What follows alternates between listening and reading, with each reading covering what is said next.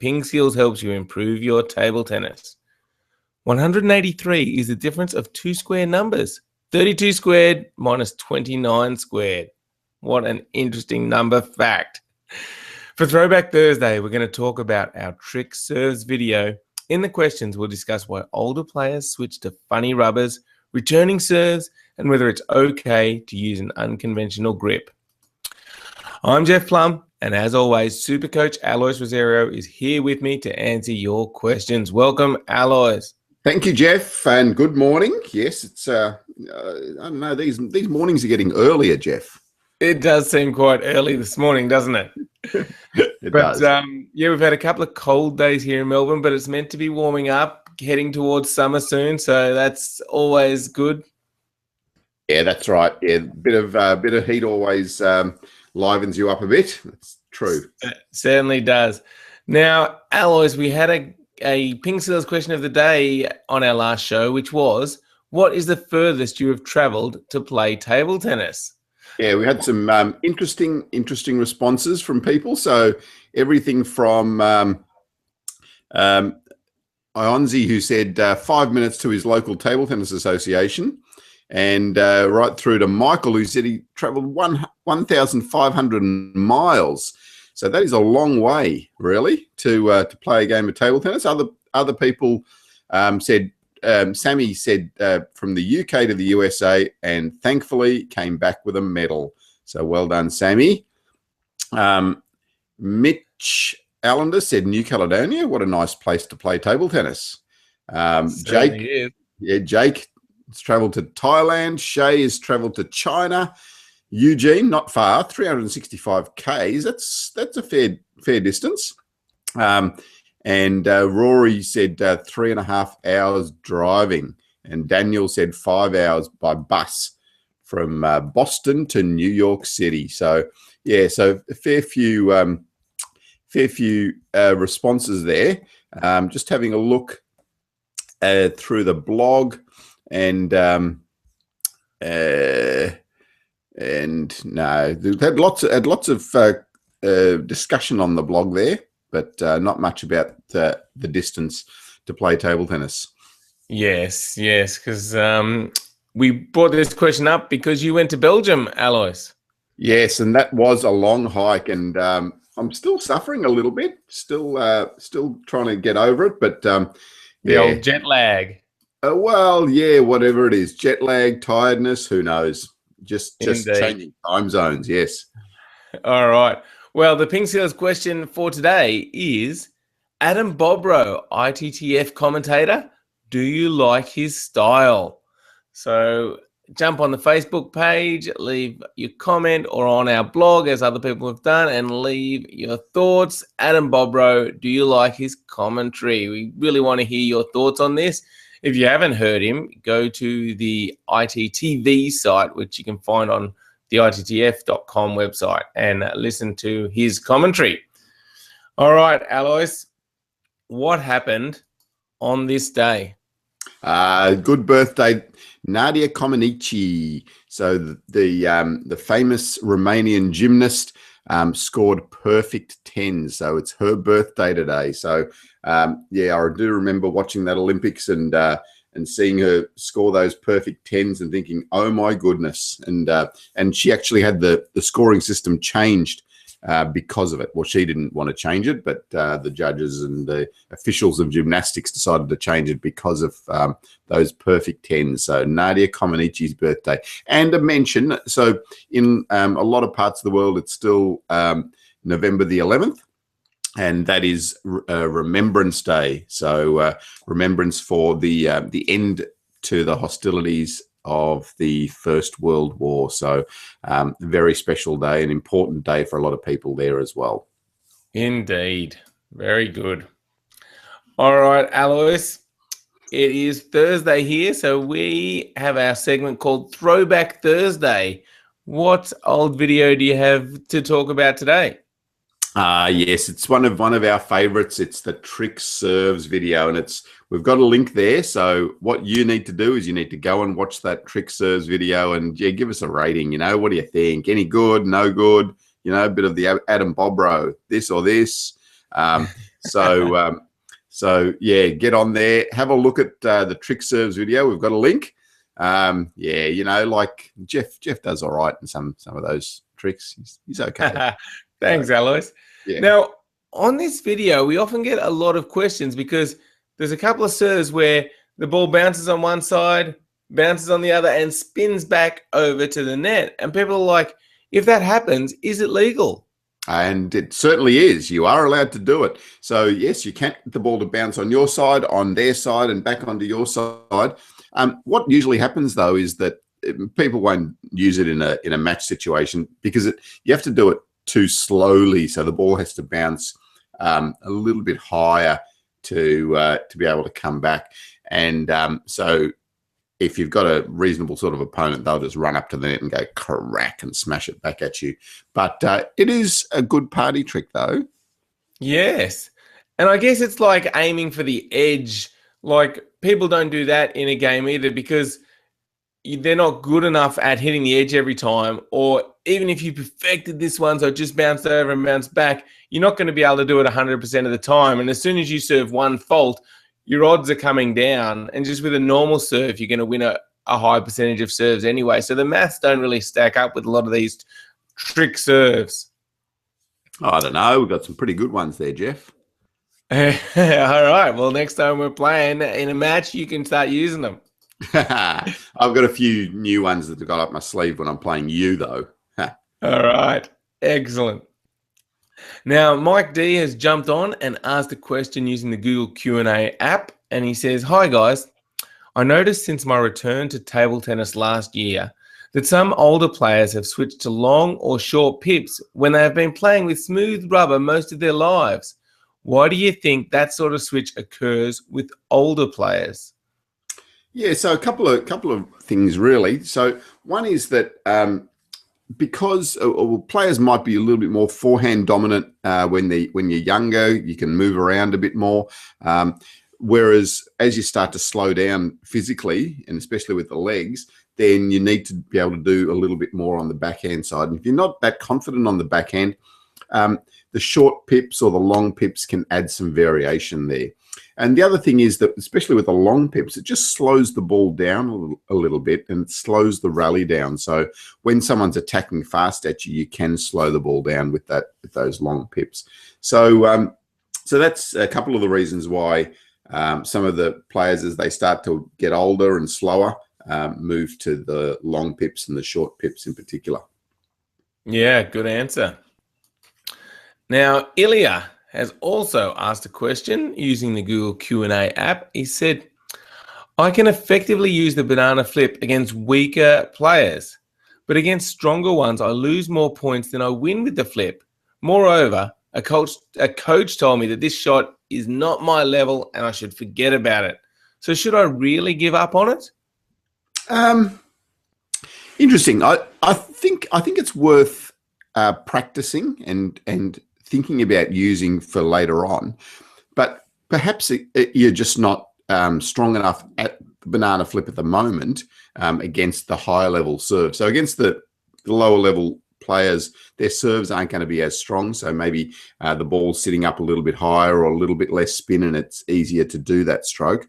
Against the better players, it might be a little bit more difficult because of their advanced serve and, able to put more backspin perhaps, or place the ball better, keep it lower.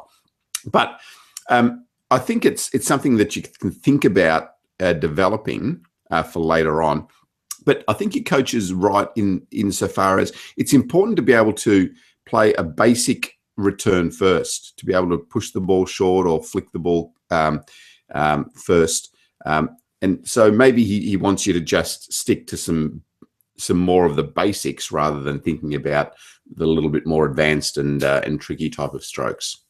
Okay, gotcha. So really it's a balance of, playing for now and trying to win some matches, and then also having some longer term goals and things that you're going to work on in practice that will get your game to a better level. Yeah, that's a good way of putting it, Jeff. So yes, that's right. It's now versus the future, and also the opponents that you're playing against. Yeah. Good one. Okay, there you go. Hopefully that helps you out, Ilya. So don't give up on it totally, but really focus on those basics as well. Make sure you got a really good short return push and some other basic returns first. But, some practice on that shot's certainly going to be beneficial in the long run. All right. Eugene says, I'm a right-hander and I have a problem receiving left spin serves like the tomahawk, the reverse pendulum serve, and the backhand serve as well that come to my forehand. When the left spin comes to my forehand, my wrist becomes uncomfortable because I have to lay it back. So what tips do you have for Eugene? Eugene, I feel your pain. So as a left-hander, I have the opposite problem. So the right-hander serve, the tomahawk serve that comes into me here, I don't like it. Or the backhand serve, the same thing. So it's all to do with the direction of the spin or the direction of the curve. So for me, I don't like that ball coming into my forehand this way. So Eugene's talking about as a right-hander, not liking that serve coming into his body here, because to counter that spin, you really need to get the angle of your bat right and cover the ball. So it can just be an awkward sort of contact. That's what I find. I find the contact is a little bit awkward, and I do tend to tighten up a little bit, and that's quite a little bit psychological as well. So as soon as I see that serve, I can feel myself tightening my hand and trying to do too much there. So the thing that I focus on is really trying to relax my fingers in particular. So here, so that I can start to utilize my wrist a little bit more, so that I can come around that ball and get over it.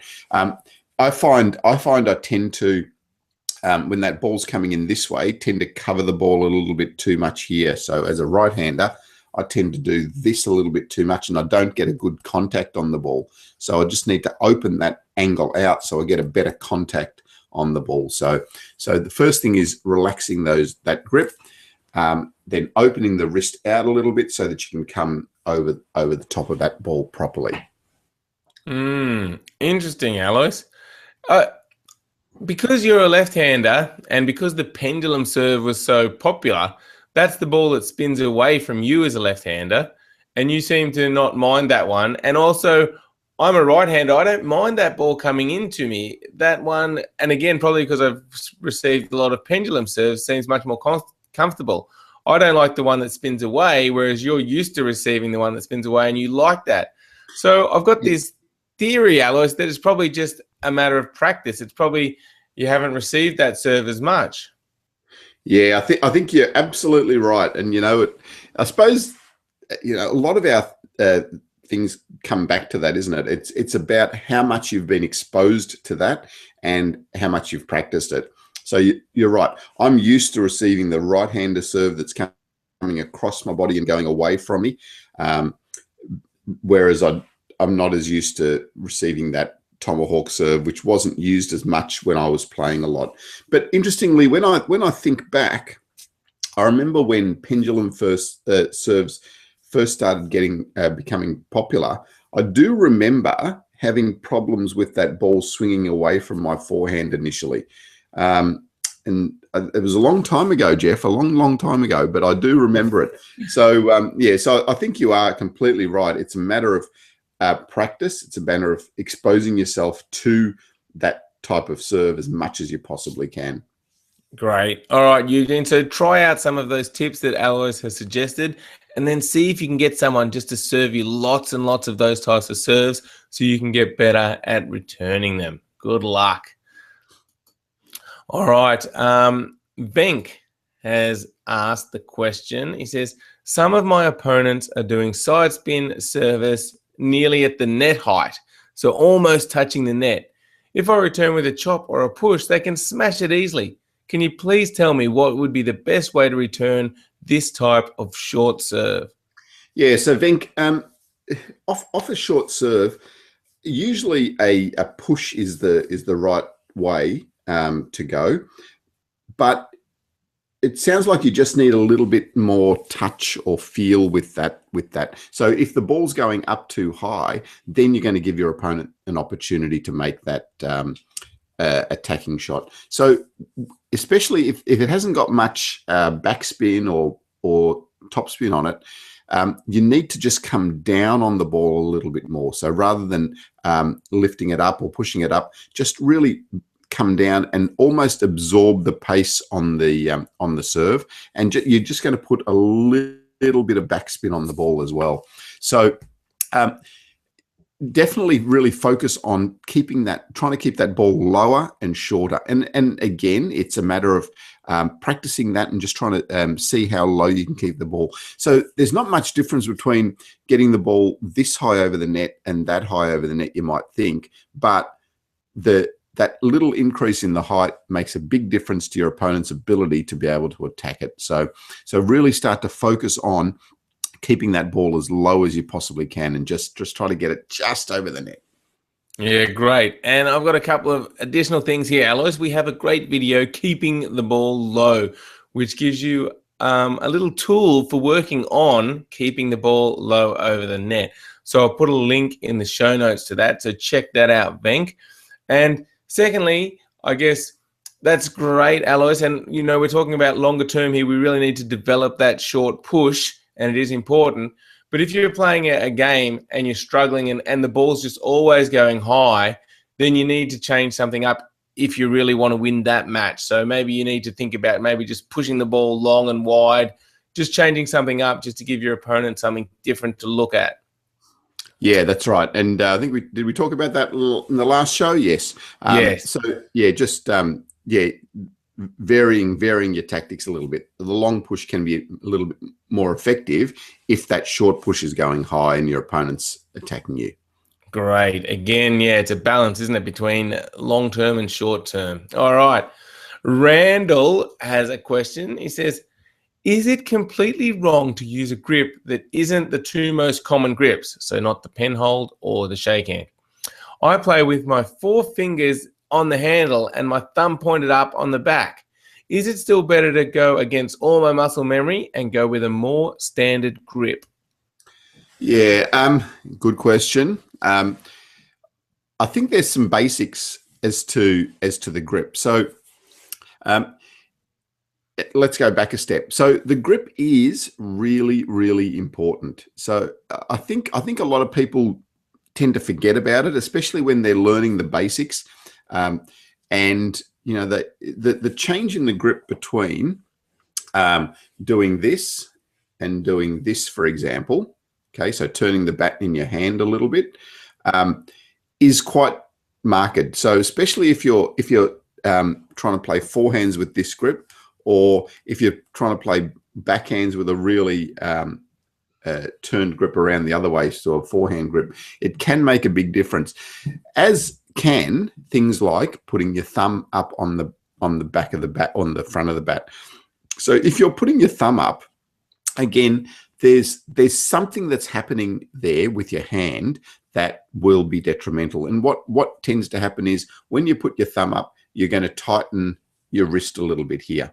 And so by tightening your wrist, you're going to lose flexibility. Also, it's more difficult to play your forehand. It can be more control with the backhand because you've got that thumb on the back. It can be more control, but again, you've given up some of the flexibility in your wrist by putting your thumb up there. So I suppose the grips have been developed over time, and people tend to use them not because they're just because they're popular, but I think they've developed because they are efficient, and that's just a way that players have developed over 100 years of playing table tennis. But let me also say, don't necessarily always stick to the rules with those sort of things. I really like the fact that you're challenging and you're thinking about different options. But I would say think about keeping that thumb down on the bat because of the wrist. But don't be afraid to try different things. If it absolutely works for you, give it a go for a little while.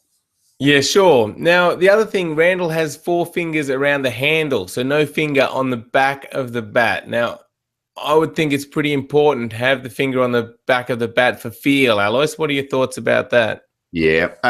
Yeah, again, that's a good point. So the reason we have that finger there is because we, firstly, it helps you to establish the turn in your hand there. So if you don't have that finger there, it's much easier to turn your handle around and to change the angle of your racket. So by having that there, you have a much better idea and much better sense of the angle of your racket by doing that. So now again, let me say this: that is what is standard, but I do have a little theory that maybe down the track somewhere, the better players are going to start using this a little bit less, so that they can just change that grip quickly and spin the ball harder and faster. But maybe down the track when the game gets a lot faster or something like that. I'm still not convinced about that one, Alois, but we will see. Now, Krishna has basically the same question, but Krishna says that he keeps 2 fingers on the back of the bat. So if 1 finger is good, isn't 2 fingers twice as good? No, not quite. So again, the reason that the 2 fingers isn't necessarily as good is because the more fingers you've got there, the tighter you become in your wrist. Just try it for yourself. So if you have that finger there, it's a little bit easier to keep it relaxed. When you put that other finger up, it just tightens a little bit more in your wrist. And you don't really need the second finger there. So that first finger gives you all the sensory feedback that you really need as to where the bat is. But let me come back to that basic point again, though. Getting your grip right is really, really important. Like we've got the first lesson in our sets of strokes and technique lessons is on get a grip. And I find that a lot of players actually think, that's easy, skip that one. Let's have a look at the more exciting lessons down the page. I can already hold the bat. But it is important to go back, just check out that video and just check that you're doing things correctly. Because if you don't have that basic, then when you start to try to learn the top spin and the push and the smash and all those sorts of things, that can make a huge difference later on. So it is worth going back. It might sound really simple and basic and I'm already past that, but trust me, just go back and just check. I mean, you might be doing it perfectly, which is great, but just check. There might be a few little tips in there that will really help you. Great advice, Alois. And what a good way to finish episode 183 of the Ask the Coach show. Thank you, everybody, for watching. Make sure you visit pingskills.com and sign up as a free member. Then you can watch all of our strokes and techniques videos and receive our free weekly email. Thank you again, everybody. And thank you, Alois. Thanks, Jeffrey. And we'll see you tomorrow morning. Yes, we will. And tomorrow morning, Alois, is Friday Funnies. Now, this segment was so popular last time we did it and everyone loved the joke, but we're going to need some help. So I might put something on the Facebook page to ask for some jokes, some table tennis jokes. It was so good, Alois, that my son suggested that I create a second spin-off podcast called Jeff's Friday Funnies. Yeah. Well, it actually might be appropriate that tomorrow is Friday the 13th for your funnies. Indeed. All right. We'll see if you can help me out, people. Jump on our Facebook page and let me know if you've got any jokes that I should tell. All right. Thanks, everyone. And we will catch you tomorrow. Bye.